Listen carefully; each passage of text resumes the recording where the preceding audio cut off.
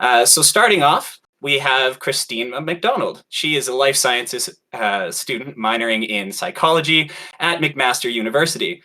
Christina loves writing, hiking, and cooking, and she's planning on pursuing occupational therapy after her undergraduate studies.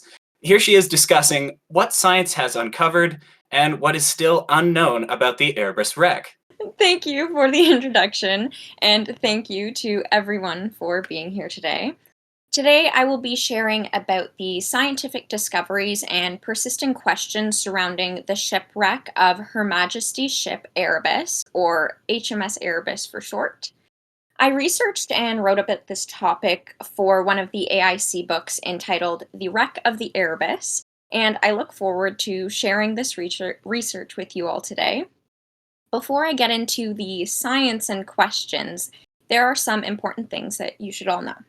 Firstly, HMS Erebus was a British ship led by an experienced explorer named Sir John Franklin. HMS Erebus set sail with another ship, HMS Terror, but this presentation only focuses on HMS Erebus. Moreover, the expedition's goal was to locate the Northwest Passage, a connection between the Atlantic and Pacific through the Arctic. The importance of this passage is that it would facilitate England's trade and travel. What made this such a treacherous expedition was the icy waters and difficult weather conditions in the Arctic. Even after the ships were equipped to deal with harsh conditions, the ice proved to be mightier than the vessels. HMS Erebus set sail 176 years ago in 1845, but the wreck was only discovered in 2014 by Parks Canada with the help of Inuit oral history. There were oral accounts of Inuit witnessing crew members fleeing HMS Erebus and of where the ship sank, but these were disregarded for a long time. Although it took over a century, since the 2014 discovery, many Parks Canada expeditions have collected artifacts and data to try and piece together the great mystery of the Erebus wreck. Now that we have covered the foundational information, let's get into the science. Specifically, I will be talking to you all about bioarchaeology, forensics, and chemical analysis. Let's start with bioarchaeology. Archaeology is a term that many people may be familiar with, whether it is from pop culture depictions of archaeological digs in movies or history lessons about the discoveries of mummies and artifacts. What may be lesser known are the subcategories of archaeological study. In general, archaeology is the study of remains, but it can be further divided into categories such as bioarchaeology, which is the study of human remains. Bioarchaeologists work towards recovering the lives of those that lived and that were lost hundreds of years ago. But a unique challenge of the wreck and its archaeological expeditions is that the site is underwater. In the freezing Arctic waters, archaeologists must be well equipped with special gear to efficiently dive and document findings, not to mention the intense training required before being able to dive. Being in a remote area, the logistics behind such archaeological expeditions are no small feat. Preparations must be done well in advance, with planes and boats being the main modes of transportation for many of the needed resources. Now let's move on to forensic science. Forensics is often associated with crime scene investigation or crime shows that help lock up perpetrators through DNA analysis. Although these depictions of the field are often sensationalized, forensic science provides great insight into the lives of the deceased.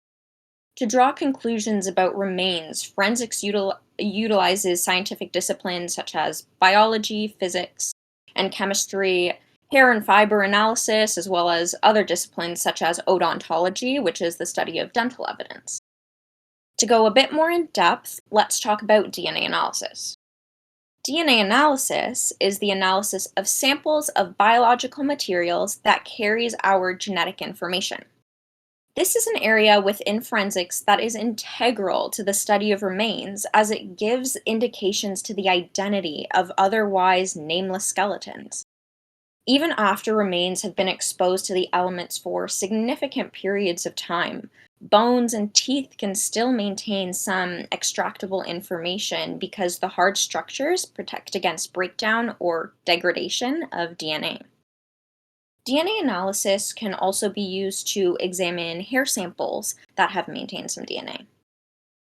One factor that is often taken into consideration in the process of DNA degradation is temperature. Warmer temperatures tend to cause faster degradation.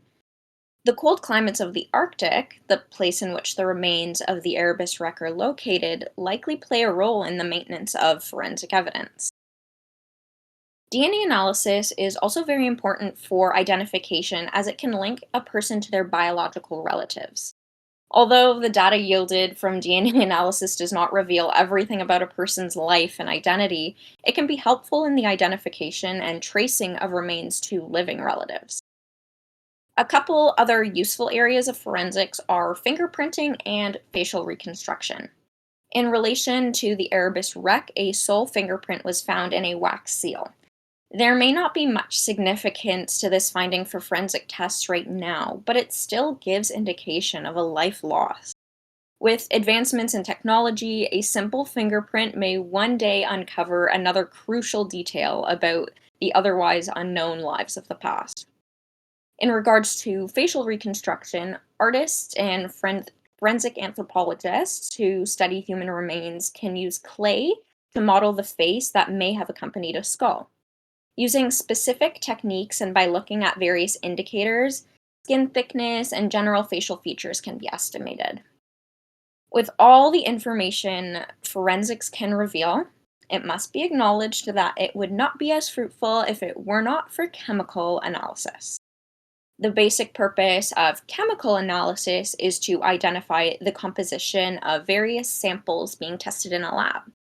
This process allows scientists to determine the physical properties of different materials. In the bioarchaeological and forensic context of analyzing bones, chemical analysis provides information about lifestyle, nutrition, and where a person was from. Various elements, which are the simplest forms of substances and they can't be broken down any further, allow for conclusions to be drawn. In the body, there are different elements like carbon, nitrogen, and oxygen. And in chemistry, their variations are called isotopes. So, for example, when analyzing bone and teeth samples, depending on what form of carbon is found, or in other words, what carbon isotope is found, one may actually be able to determine what types of foods were once eaten by the now deceased person. Such trends in food consumption can then be linked to different areas of the world, providing further information about the remains. Even though these are separate fields, when studying the Erebus wreck, one field of study cannot fully function without the other. Bioarchaeologists cannot fully understand the remains without DNA analysis. Forensic scientists cannot fully understand the results of their tests without the use of chemical analysis. To use an Arctic-inspired analogy, bioarchaeology is only the tip of the iceberg. It is an active process that yields tangible artifacts and findings, but that is simply the surface.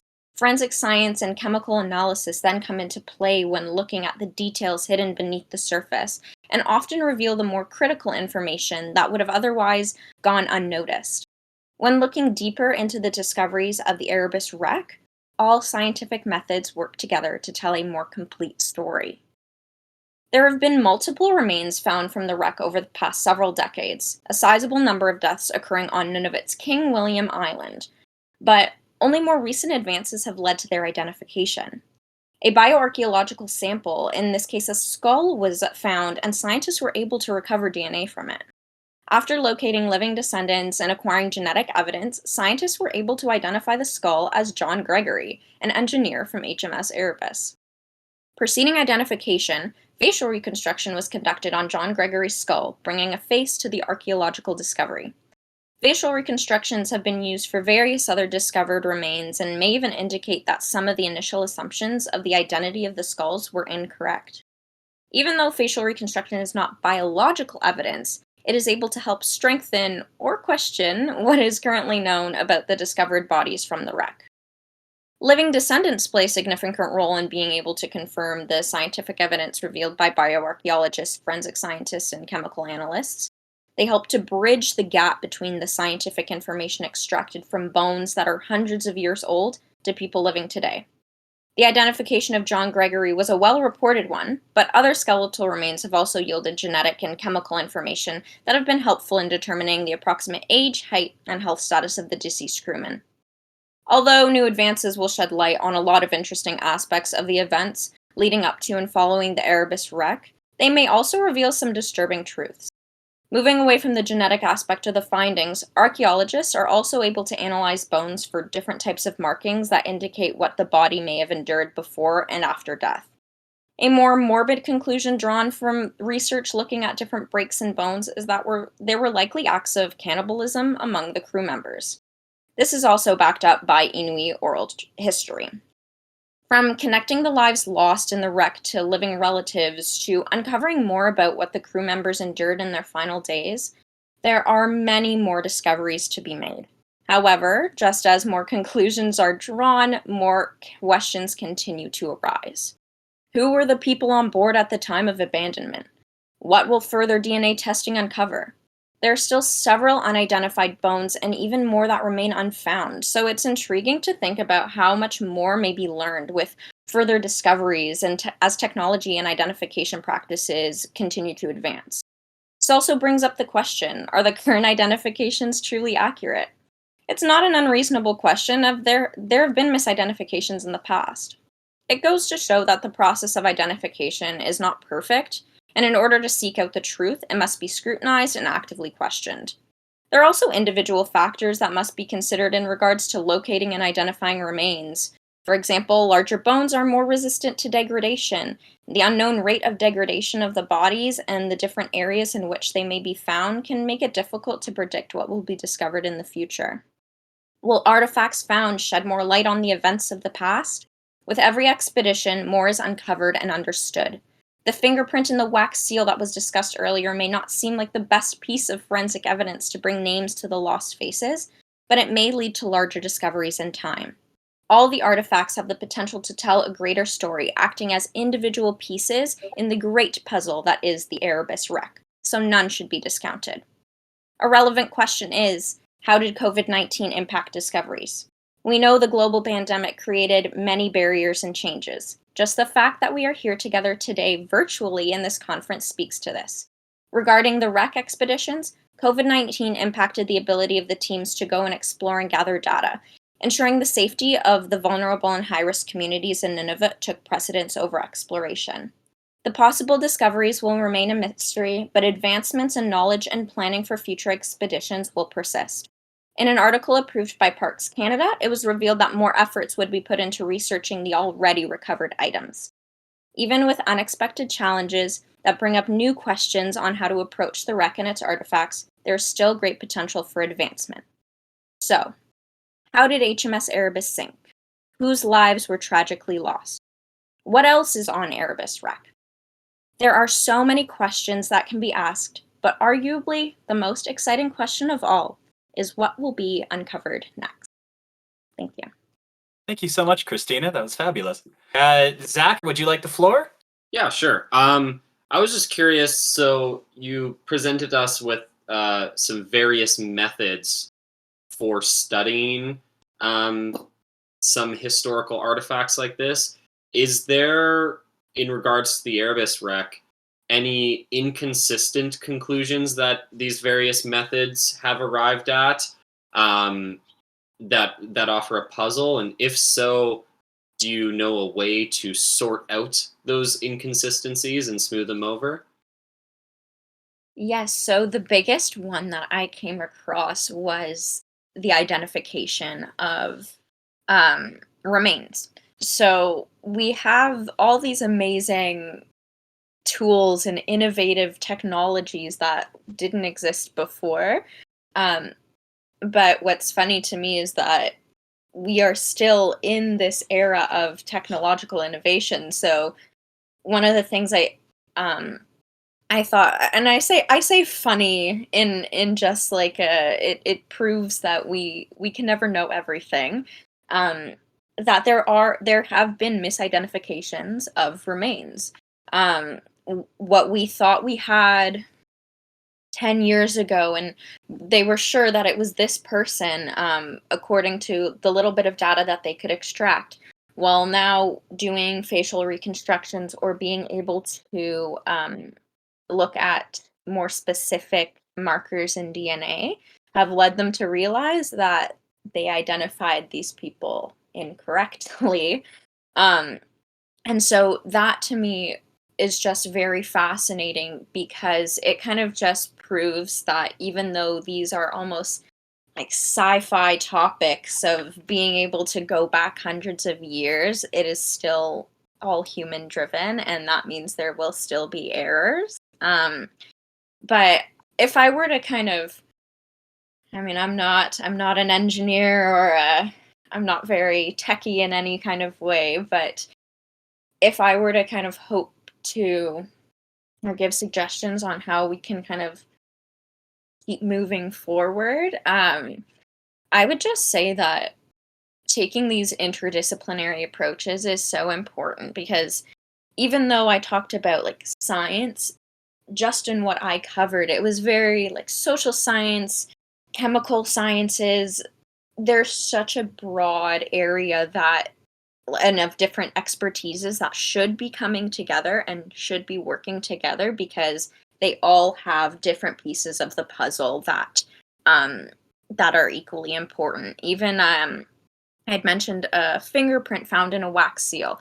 I think it would be amazing to one day be able to use something so simple like that. We can't really get DNA off of that, but we know that that's a marker of someone, and fingerprints generally we think to be fairly unique to a person. So I think that there is a great potential that's beyond my ability to comprehend when it comes to technology and innovation. Um, but I just find I find it very, very fascinating that these amazing fields can make mistakes, but then improve upon their own mistakes, and just keep using what we have as foundational information, build upon it, and learn from that. I hope that kind of answered your question. Yeah, that was a great answer. Thank you.